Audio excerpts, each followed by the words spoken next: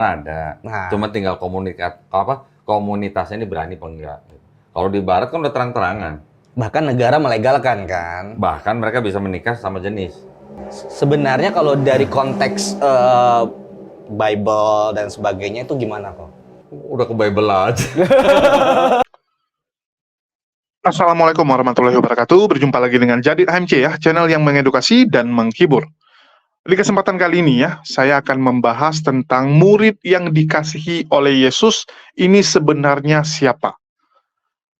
Teman-teman yang sudah mengikuti diskusi yang saya lakukan dalam beberapa hari terakhir, tentu sudah sangat familiar dengan pembahasan siapa sebenarnya murid yang dikasihi oleh Yesus. Saya menjadikan pertanyaan itu sebagai tema dalam diskusi yang saya lakukan dengan teman-teman Kristen dalam beberapa hari terakhir. Banyak sekali orang-orang yang sudah mencoba menjawab. Ada yang bilang itu Yohanes, ada yang bilang itu Simon Petrus, dan jawaban-jawaban lainnya. Bahkan karena perbedaan-perbedaan jawaban tersebut, itu membuat teman-teman sesama Kristen sampai ribut, sampai adu argumen, bahkan sampai maki-makian. Saya sampai bingung ya. Ini kita sedang mencari tahu siapa murid yang dikasihi oleh Yesus, tetapi mengapa kita yang sampai harus berantem? Lucu juga ya, kalau saya lihat teman-teman dari sebelah ini. Padahal, kita ini kan cuma mau diskusi. Kalau memang orang lain tidak setuju dengan pendapat kita, ya silakan. Nggak ada untungnya juga. Nggak ada untungnya bagi kita kalau kita berhasil meyakinkan lawan diskusi kita. Apa untung bagi kita? Apa untung bagi kita kalau kita berhasil menjelaskan kepada mereka? Nggak ada. Bukan tambah ganteng, bukan tambah kaya, dan sebagainya. Jadi untuk apa kita harus sampai maki-maki orang lain hanya karena perbedaan pandangan? Hanya karena perbedaan pendapat kita? Kan seperti itu. Ini sedikit nasihat ya buat teman-teman yang masih sering nih memaksakan argumen dia untuk diterima oleh lawan diskusi. Kita nggak bisa seperti itu, teman-teman. Apa gunanya kita mengorbankan persahabatan kita, pertemanan kita, hanya untuk memaksakan agar orang yakin, agar orang ikut dengan pendapat kita. Tugas kita hanya menyampaikan, selebihnya urusan dia. Begitu juga dengan dakwah yang kita lakukan. Tugas dari umat muslim hanya memastikan kita menyampaikan dakwah tersebut. Kita menyampaikan pesan bahwa Islamlah agama satu-satunya yang benar. Tugas kita hanya menyampaikan bahwa la ilaha illallah. Tiada Tuhan selain Allah. Dan itu saja gitu. Sesimpel itu. Mereka mau terima hidayah atau tidak, ya itu urusan mereka. Itu pribadi lepas pribadi ya. Pilihan di tangan manusia masing-masing. Mau selamat atau tidak selamat. Nah, itu ya teman-teman ya. Jadi kalau kalian lihat, diskusi yang saya lakukan, saya nggak mau memaksakan pendapat saya. Saya cuma sampaikan argumen saya cuma membela apa argumen saya berikan data-datanya, selebihnya urusan kalian. Dan yang cukup mengejutkan, tadi waktu saya scroll Belanda, yang ada di YouTube saya ya, beranda yang ada di YouTube saya itu muncul. Tiba-tiba video dari Kodondi ya, yang menjelaskan tentang siapa murid yang dikasihi yang ada di dalam Alkitab. Dan ternyata pemikiran Kodondi sama dengan saya. Pemikirannya sama, tetapi mungkin cara menjelaskannya yang sedikit berbeda, dan ini harus kita tonton lah sebagai sumber referensi baru dan juga tambahan informasi ya buat kita semua. Jadi bagi teman-teman, terutama teman-teman Kristen yang masih penasaran sebenarnya murid yang dikasih Yesus itu siapa, ini wajib nonton. Ya, kita saksikan dulu videonya. Ada, Nah, cuma tinggal komunitasnya ini berani apa enggak. Kalau di barat kan udah terang-terangan. Bahkan negara melegalkan kan. Bahkan mereka bisa menikah sama jenis.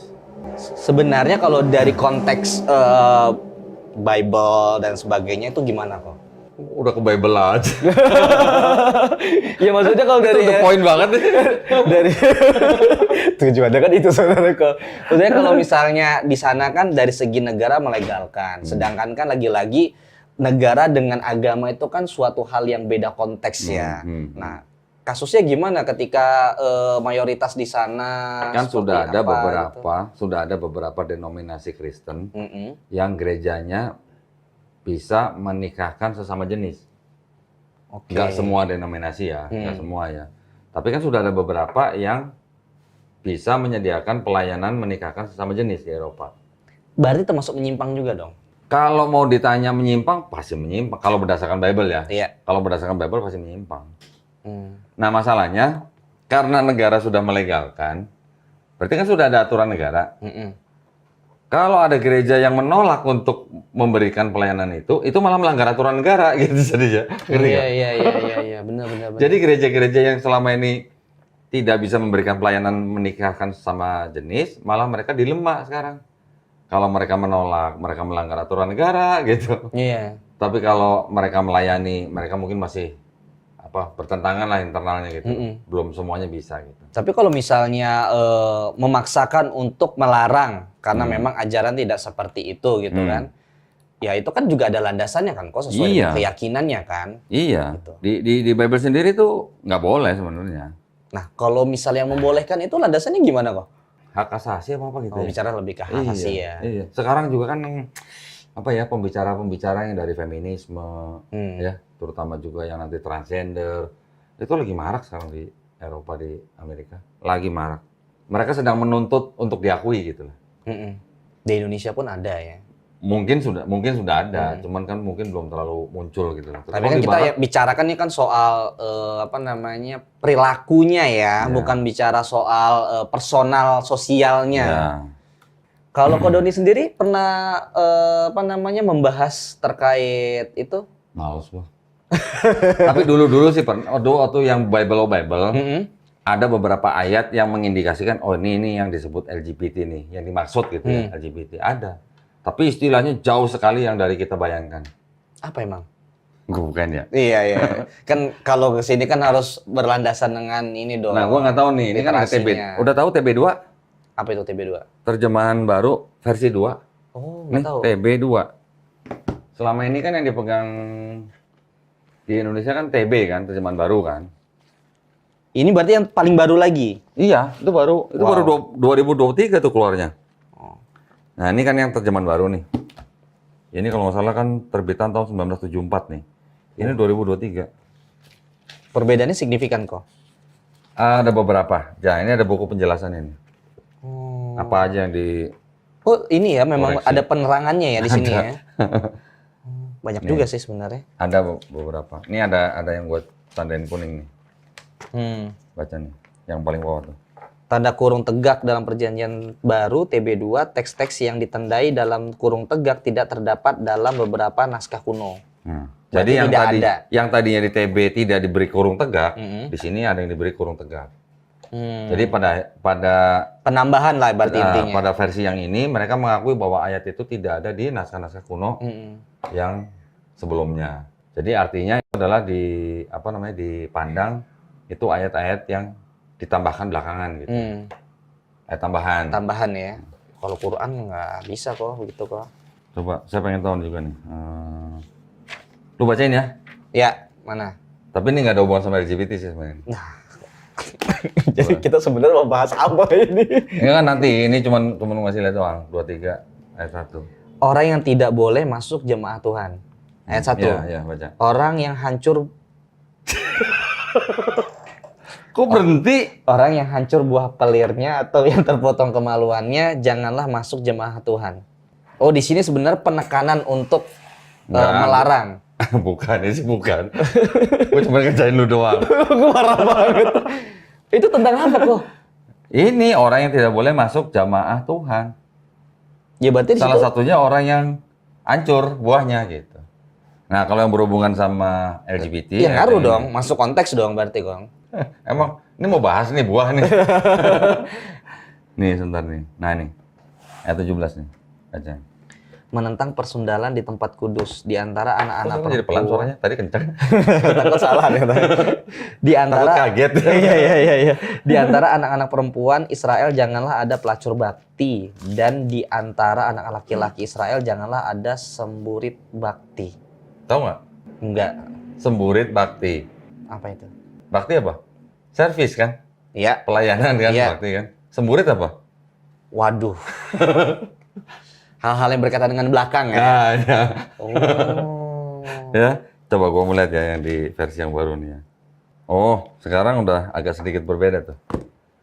23:17. Di antara anak Semburitnya hilang. perempuan Israel pelacur bakti, dan di antara laki-laki Israel pun janganlah ada pelacur bakti. Oh iya. Ya, yang di sini semburit, di iya. sini jadi apa? Pelacur. Hilang ya. Hilang kan? Kan tadi kan dibilang kan semburit bakti. Berarti kan untuk laki-laki kan? Berarti itulah yang dimaksud dengan LGBT. Khususnya yang gay ya. Versi Bible-nya ya. Istilahnya tuh itu gitu. Nah, ini ada aturannya nanti. Kan dibilang janganlah, berarti kan nggak boleh. Iya dong. Pelarangan. Jadi Bible melarang. Ya. Nah, kalaupun ada Bible yang membolehkan, berarti lebih ke hak asasi berarti. Larinya kata ke situ, katanya. Itu kenapa di Indonesia juga bermacam agama, keyakinan melarang masuknya LGBT. Kemarin saya kalau nggak salah lihat video seorang pendeta. Saya sebut namanya nggak apa-apa ya. Namanya pendeta Mel Atok. Kalau nggak salah dari NTT. Saya dengar ceramahnya dia tuh begini, khotbahnya dia begini. Saya bersyukur di Indonesia mayoritas Islam gitu. Alhamdulillah. Karena apa? Karena kalau bukan mayoritas Islam mungkin sudah kebejatan di mana-mana kan. Wah, boleh juga nih statementnya gitu ya. Berarti dia mengakui kalau ada Islam atau mayoritas Islam, hal-hal yang berbau kebejatan itu tidak bisa berkembang lah gitu ya. Ya, boleh gua kasih tangan jempol boleh dong. Iya dong, boleh dong. Karena kan itu kan lagi-lagi kan bicara soal yang sama-sama sepakat untuk tidak masuk di Indonesia. Tuh. Nah, ini gue juga nih ada nih. Ya, ini bukan apa ya namanya? Bukan menuduh enggak, cuman baca dulu ya. Nih, Yohanes 13 ayat berapa nih? 13. Enggak, 22. Atau dari 21 lah, enggak apa-apa lah. 21, 22 coba. Setelah Yesus berkata demikian, ia sangat terharu bersaksi. Oh, kalau ini nggak ada buahnya, suaranya kencang nggak apa-apa. Aku berkata kepadamu, sesungguhnya seseorang di antara kamu akan menyerahkan aku. Murid-murid itu memandang seorang kepada yang lain, mereka ragu-ragu siapa yang dimaksudkannya. Seorang di antara murid Yesus, yaitu murid yang dikasihinya, bersandar dekat kepadanya, di sebelah kanannya. Oke, sampai situ aja dulu. Oke. Apa di situ? Bersandar dekat kepadanya. Ya, di sebelah kanannya. Itu bahasa Berarti Indonesia di kan? sini. Ya, bahasa Indonesia kan? Iya. Kalau baca ini berarti bersandarnya di Kanan. kira-kira maksudnya di Di sini. mana? Di sini. Di situ. Iya. Gue punya bahasa Inggris nih. Atau ini aja, ini bahasa Inggris nih. Kan sama isinya nih. Waduh, keluar lagi tuh persan udah di rukun itu. Yohanes berapa? 13. Nah, ini ya, ini 13 nih. Ini kan bahasa Inggrisnya nih. Nah, nih, 23-nya nih. Kan tadi yang gua tanya kan 23 kan? Ya, seorang yang diantara Bersandar kepadanya. sebelah kanannya. Nah, coba sekarang yang 23 nih. Now there was leaning on Jesus' bosom one of his disciples, whom Jesus loved. Leaning on Jesus. Bosom. Nih, bosom. Ini bosom. Oh, bukan di sini berarti? Bukan, ini shoulder. Ini bosom. Oh, berarti beda ini dong, Ya. beda Kalau kita baca apa? pengertian. Bersandar Di padanya, sebelah kanannya. Sebelah kanan. Bersandar kepadanya kan berarti kan kemungkinan besar di sini. Kalau yang ini leaning on Jesus bosom. Bosom tuh ini. Jadi muridnya tuh laki-laki apa perempuan? Nah, masalah muridnya laki-laki atau perempuan harus ngelihat apa namanya tafsirnya nanti. Oh. Oke. Tapi berarti pengertian sudah berbeda nih. Ya, kan di sini kan sebutnya apa? Coba baca lagi yang ayat 23. Seseorang di antara murid Yesus, yaitu murid yang dikasihinya, bersandar ada dekat istilah kepadanya. murid yang dikasihinya, kemudian baru bersandar. Disayang lah. Ya, kalau di sini kan berarti apa nih? Now there was leaning on Jesus' bosom one of his disciple whom Jesus loved. Cintai. Ya, kasihi lah. Jangan cintai, kalau cintai ntar pesannya gimana gitu kan. Iya. Kasihi. Kasihi. Kalau secara tradisi, ini yang dimaksud adalah murid yang dikasihi adalah Yohanes. Namanya Yohanes. Yohanes anak Zebedeus. Oke. Tetapi kalau secara umum, dan juga dilihat dari tulisan-tulisan di luar Bible, itu ada juga yang disebut murid yang dikasihi itu nggak cuma Yohanes anak Zebedeus. Beda pengertian berarti. Di dalam Bible pun itu ada juga yang dikasihi Yesus adalah ada yang namanya Lazarus yang dibangkitkan dari kematian. Lazarus juga orang yang disebut dikasihi oleh Yesus. Kemudian ada satu lagi Maria Magdalena. Maria Magdalena tapi kan perempuan nih. Dia tidak termasuk di dalam daftar 12 murid.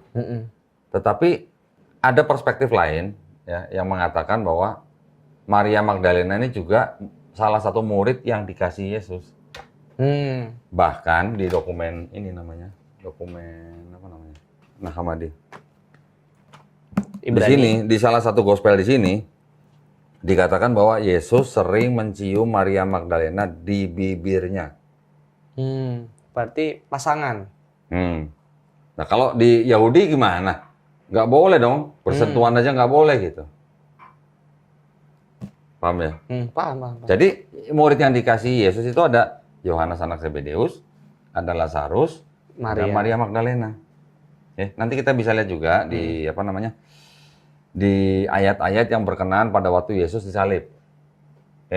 Di situ kan juga ada kalimat kalau nggak salah ibuku gitu kan. Muridku. Nanti kita lihat dah. Artinya di situ tidak dijelaskan siapa, tetapi nanti ayat itu bisa dimultitafsirkan gitu lah. Tapi kembali ke sini dulu nih. Yang di sini kalimatnya hanya bersandar kepadanya, yang di sini leaning on Jesus' bosom. Kalau di sini bersandar, lu mungkin bersandar di sini, tapi kalau yang di sini bersandar di sini. Dada. Di dada. Kira-kira menurut Sigit, cowok apa cewek gitu yang bersandar di dada gitu? Harusnya. Susah nih ngejawab nih. Karena kan saya tidak ada pengetahuannya kok. Nanti saya salah menjawab. Itu masalahnya bahaya. Gue juga nggak boleh ngomong sembarangan. Iya, betul. Ini kan gue berdasarkan teks. Boleh di-shoot nih teksnya. Mungkin siapa yang bisa zoom? Gue bacain ya. Now there was leaning on Jesus' bosom one of his disciples whom Jesus loved. Bosom, ini ada kata bosom. Ya. Bosom tuh ini. Dada. Ya kan pertanyaannya, siapa yang bersandar di dada Yesus? Gitu kan? Di sini kan tradisinya kan menafsirkan bahwa yang bersandar itu murid yang dikasihi adalah Yohanes anak Zebedeus. Berarti yang bersandar kan laki-laki. Apakah itu indikasi apa kita nggak tahu lah ya. Waduh, karena pembahasan konteks ini kan. Lu yang mulai? Aduh. Kan lu yang mulai. Nah, ini sekarang tambahin lagi nih. Ini Tapi kan itu tadi perjanjian lama baru kok. perjanjian baru. Ini 23 ya. 24-nya Simon Peter, coba lu perhatiin ya bahasa Indonesianya. Simon Peter therefore beckoned to him that he should ask who it should be of whom he spake. Artinya, coba bacain terjemahan bahasa Indonesianya. Kepada murid itu, Simon Petrus memberikan isyarat dan berkata, tanyalah siapa yang dimaksudkannya. Ini judulnya apa? Kan Yesus apa? Memperingatkan Yudas. Memperingatkan Yudas, artinya memperingatkan murid yang akan berkhianat gitu kan. Nah sekarang, itu tadi ayat 24 kan, sekarang ayat 25 nih. He then lying on Jesus' breast. Murid yang duduk dekat Yesus itu berpaling dan berkata kepadanya, Tuhan siapakah di situ itu? Di sini ada kata breast nih, Jesus breast nih. Breast itu apa? Saya tahu itu artinya. Iya, ada nggak di situ? Dada, tidak ada. Adanya apa coba bacain? Di sini murid yang duduk dekat Yesus itu berpaling dan berkata kepadanya. Oh, nggak ada bersandar di dadanya? Tidak ada. Bersandar di dada Yesus nggak ada? Tidak ada. Di sini ada kata-kata, nih zoomnya kelihatan nggak nih? Ya, he then lying on Jesus' breast said unto him, Lord, who is it? Coba bacain terjemahnya. Murid yang tanyalah siapa yang dimaksudkannya. Kepada murid yang di dekat Yesus itu berpaling dan berkata kepadanya, Tuhan siapakah itu? Ya, jadi Petrus menyuruh murid yang bersandar di, kalau di sini dada Yesus, untuk bertanya siapa orang itu kan. Maksudnya yang mau berkhianat gitu lah. Kalau poin saya sih cuma gini, ini siapa yang bersandar di dada Yesus nih? Tadi kita sudah tahu bahwa murid yang dikasih Yesus itu ada Yohanes anak Zebedeus, ada Lazarus, ada Maria Magdalena. Dari dokumen di luar Bible dikatakan bahwa Yesus sering mencium Maria Magdalena di bibirnya. Ya, poinnya sih cuma begini aja. Kalau ini yang bersandar di dada Yesus ini adalah Yohanes anak Zebedeus, kira-kira ada apa gitu? Apakah itu normal untuk tradisi Yahudi atau tidak? Kita nggak tahu ya. Ya, berarti kan silakan untuk ya silakan coba baca literasi sebelumnya. Ya. Tapi kalau memang Yesus misalnya, anggap aja Yesus yang mencium Maria Magdalena di bibirnya, berarti ada indikasi bahwa Yesus menikah dengan Maria Magdalena. Ada kemungkinan nggak nih yang bersandar di dada Yesus nih Maria Magdalena gitu. Poin gue cuma gitu. Karena di dalam Yahudi, tradisi Yahudi, itu sama dengan Islam. Ya. Kalau bukan suami istri, nggak boleh sentuhan.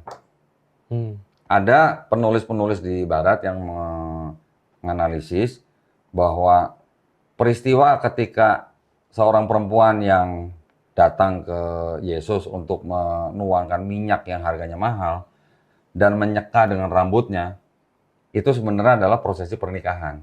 Ada yang bilang begitu. Gitu ya. Saya nggak bilang Yesus menikah, di sini tulisan Yesus menikah nggak ada.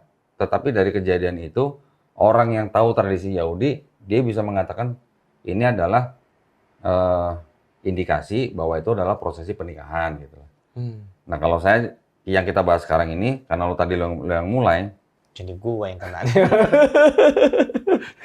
Di sini ada kata-kata now there was leaning on Jesus' bosom, yang ayat 25-nya, he then lying on Jesus' breast. Jadi ada seseorang yang bersandar di dada Yesus. Kalau bilang sebelah kanan ya? Ya. Yang berarti di sini. Gitu. Pertanyaannya yang bersandar di dada Yesus nih murid laki-laki atau perempuan gitu. Karena Maria Magdalena di perspektif yang kelompok lain juga dianggap sebagai murid.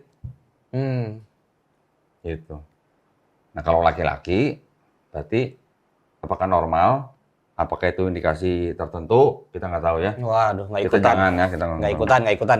Tapi kalau memang itu perempuan dan di dokumen lain ada dikatakan bahwa Yesus sering mencium Maria Magdalena di bibirnya, berarti itu memang pasangan suami istri gitu. Berarti menikah. Ya. Wah ini gitu doang, ya. Silakan. Kita bahas yang lain. Kita bahas yang lain. Gue BTW kok gitu ada mujid. Oh, BTW. Kok lari ke mujid? Dari dada Yesus jadi ke mujid. Karena itu ranahnya mungkin silakan ditafsirkan masing-masing ya kok ya. Ya, saya nggak berani itu menyimpulkan. Berdasarkan teks yang sudah ada di situ dan kodon dibaca tadi kan, ada perbedaan antara bahasa Inggris. Ini perjanjian lama berarti ya? Yang baru. Tadi dibaca perjanjian baru. Oh, ini juga perjanjian baru? Iya, ini sama-sama. Kan Yohanes. Berarti perbedaan di arti mengartikan ininya ya? Ya, jadi kalau yang di bahasa Inggris ada kata-kata dada Yesus. Bersandar di dada Yesus. Kalau yang di bahasa Indonesia hanya bersandar kepadanya. Gitu. Itu aja sebenarnya. Nice. Apakah di sini nggak ada kata dada Yesus karena maksud tertentu, kita nggak tahu. Saya lagi mencari yang Yesus mencium Maria Magdalena di bibirnya nih. Oh ini. Nah ini. Lo yang baca dulu, ntar baru kita zoom. Bener nggak omongan gua? Wisdom of Mary of Magdala. Magdala tuh Magdalena.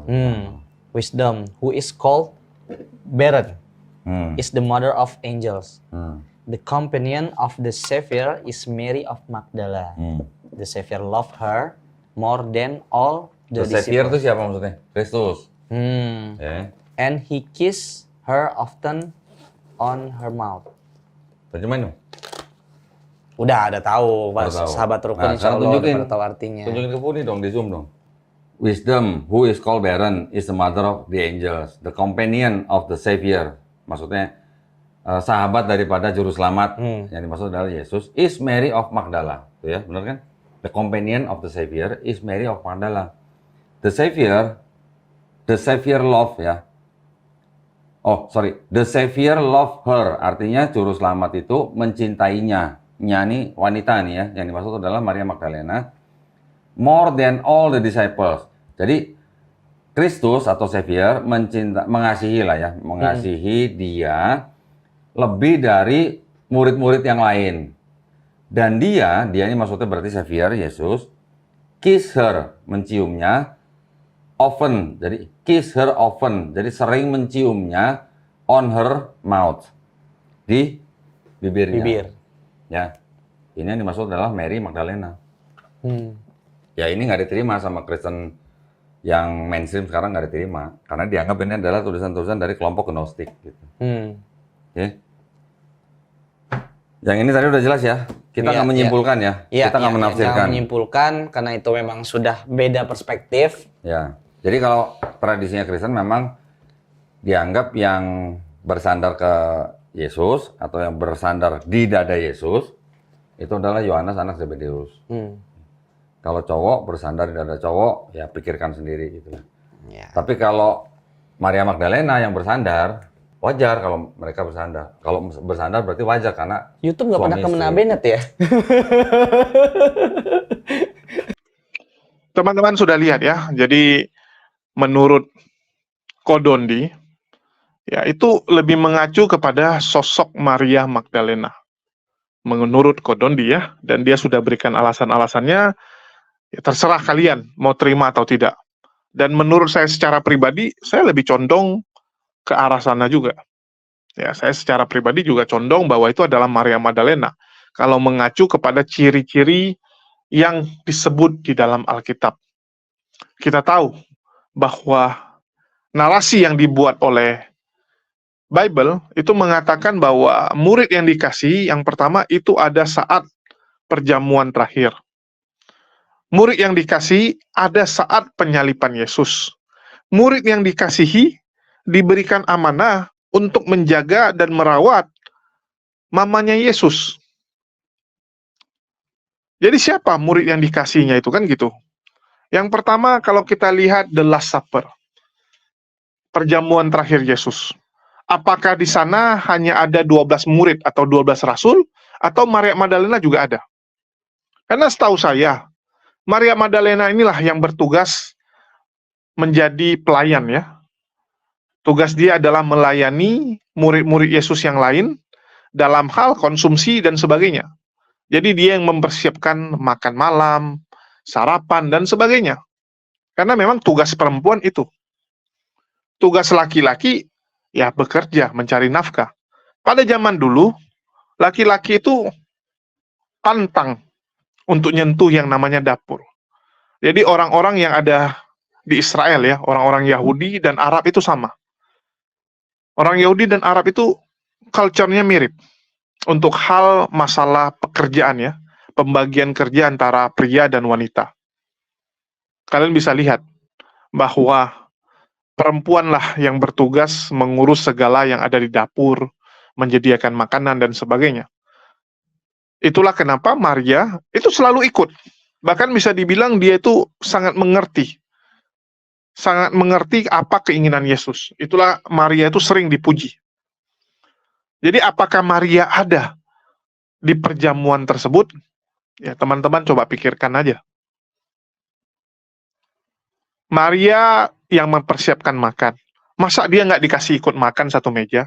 Masa Yesus sekejam itu ya? Maria disuruh, udah kamu makan di gudang atau makan di luar gitu kan? Nggak mungkin. Apa mungkin Yesus seperti itu?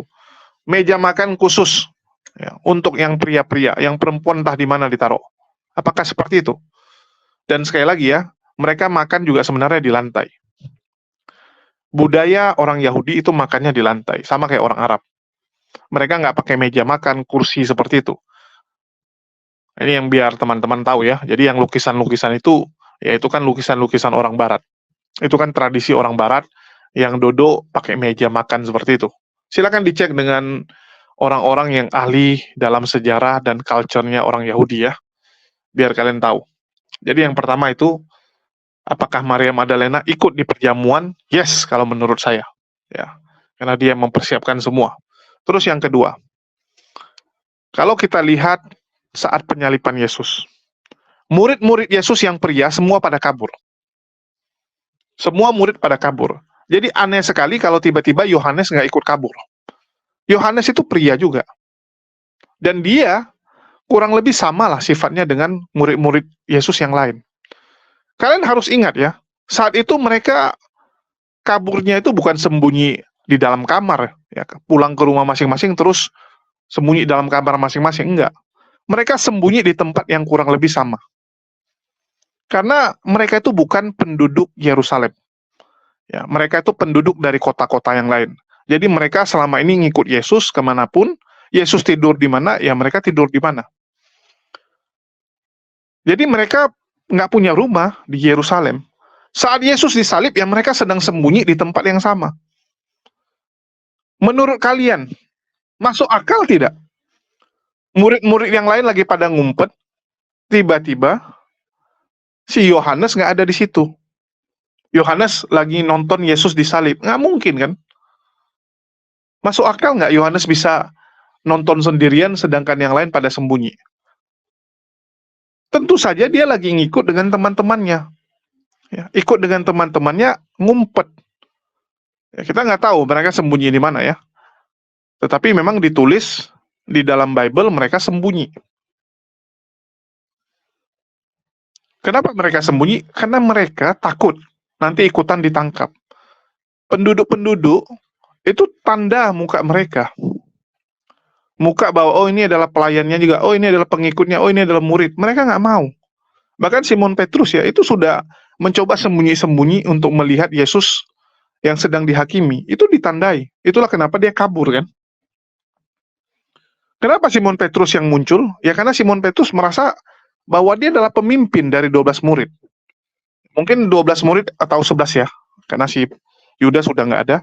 Itu 11 murid lagi sembunyi. Terus Simon Petrus bilang, oke saya yang akan pergi ngecek bagaimana kondisinya. Karena dia pemimpin. Sedangkan murid yang lain ya pada nungguin. Ya, mereka sembunyi nungguin kabar. Karena kan nggak bisa juga nonton Yesus disalib secara live. Belum ada yang namanya YouTube, belum ada yang namanya TV kan. Mereka hanya bisa menunggu kabar di tempat persembunyian mereka.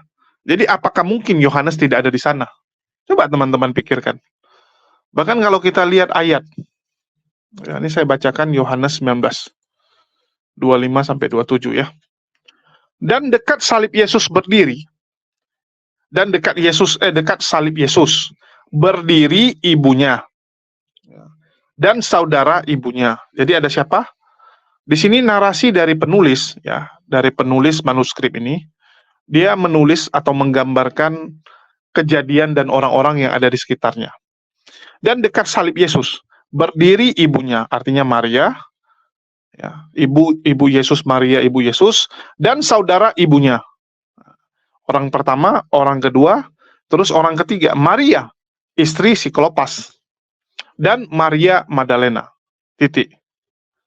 Jadi digambarkan oleh penulis bahwa di situ ada Maria ibunya, ada saudara ibunya, ada Maria istri Klopas, dan ada Maria Magdalena. Ada 4 orang. Ya, ada 4 orang. Ketika Yesus melihat ibunya, nah ini sudut pandang dari Yesus kan. Ketika Yesusnya melihat siapa? Melihat ibunya atau Bunda Maria. Dan murid yang dikasihnya di sampingnya. Berkatalah ia kepada ibunya. Jadi di sini sangat clear ya. Yesus melihat ibunya dan murid yang dikasihnya. Artinya siapa murid yang dikasihnya? Artinya murid yang dikasihnya itu antara saudara ibunya, Maria istri Klopas, atau Maria Magdalena. Antara 3 orang ini. Karena nggak mungkin ibunya. Ibunya sudah duluan disebut. Ibunya sudah duluan disebut. Jadi nggak mungkin ini adalah ibunya. Menurut teman-teman siapa di antara 3 ini?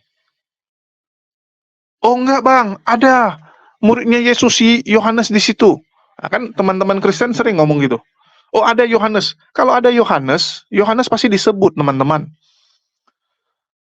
Maria istri Klopas saja, yang tokoh nggak penting, yang kita nggak tahu siapa ini Maria istri Klopas, itu ditulis kok. Ditulis, apalagi kalau Yohanes ada. Oh kan Yohanes nggak disebut Yohanes, tapi disebut murid yang dikasih. Ya udah ditulis di sini. Yesus, ya, nih berdiri ibunya, saudara ibunya, terus murid yang dikasihi, dan juga Maria Magdalena. Harusnya kan seperti itu. Ditulis murid yang dikasihi di sini, di kalimat ini. Di kalimat saat penulis menggambarkan siapa saja yang berdiri di dekat salib Yesus. Harusnya dituliskan kalau memang ada Yohanes di situ, atau ada Simon Petrus, atau ada siapa. Pasti ditulis. Nggak mungkin tiba-tiba nggak ditulis, dibuat narasi ketika Yesus melihat ibunya dan murid yang dikasihinya. Konyol. Masuk akal nggak menurut kalian? Kan saya sudah berapa kali menggambarkan ya. Di dekat dokter akal berdiri, ada ibunya, ada kakaknya, ada Kores, ada Bang Handi, gitu. Dan ada Demian de Kucru.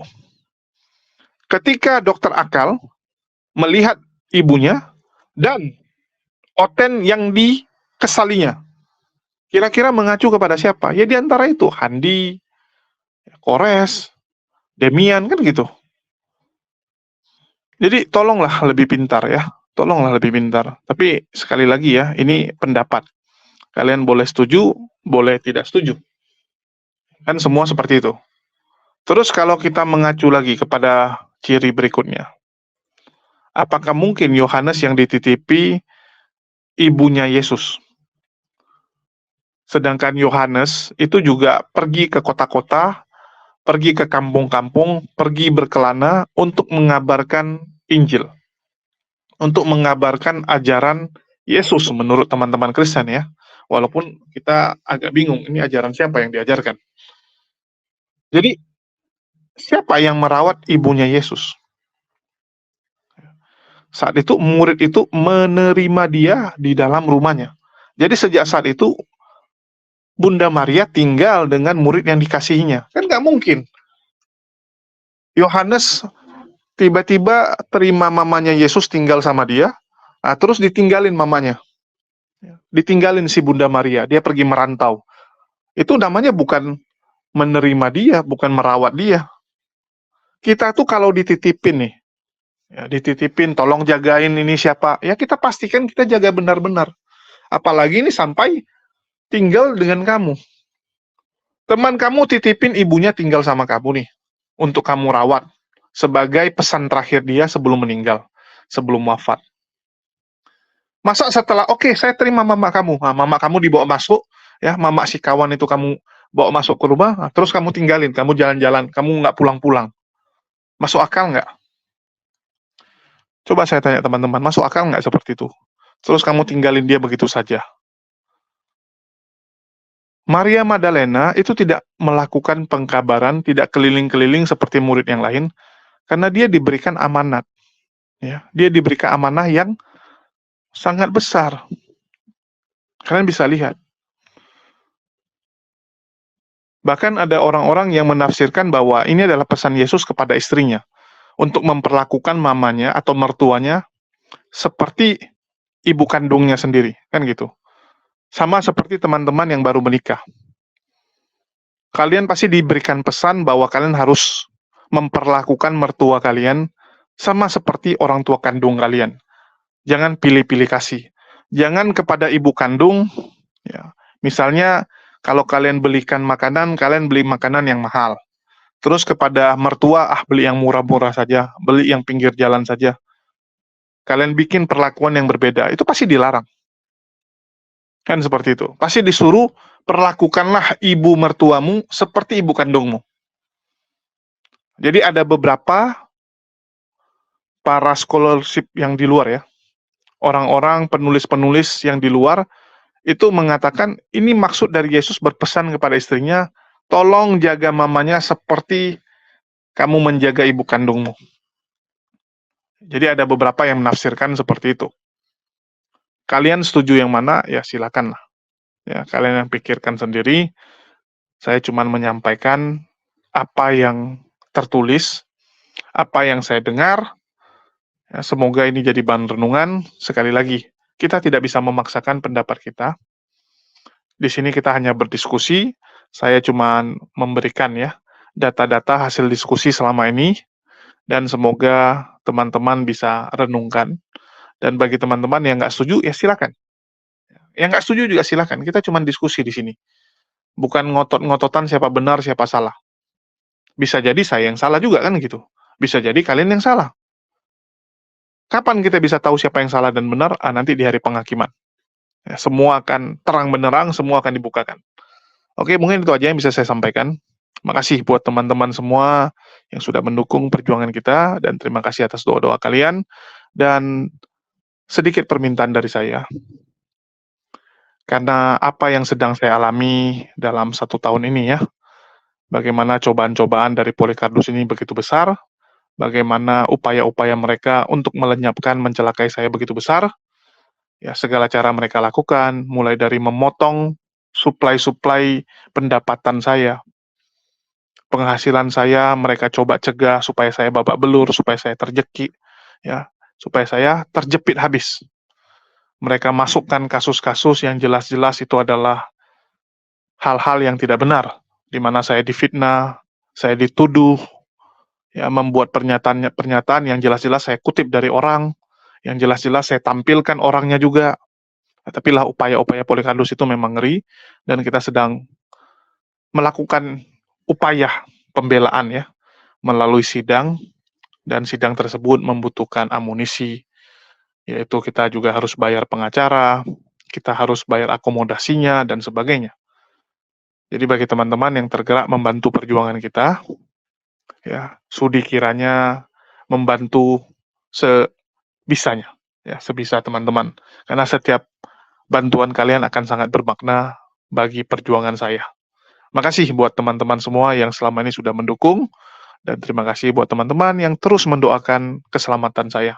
Makasih semuanya. Di akhir kata saya ucapkan wassalamualaikum warahmatullahi wabarakatuh. Sampai jumpa di lain kesempatan.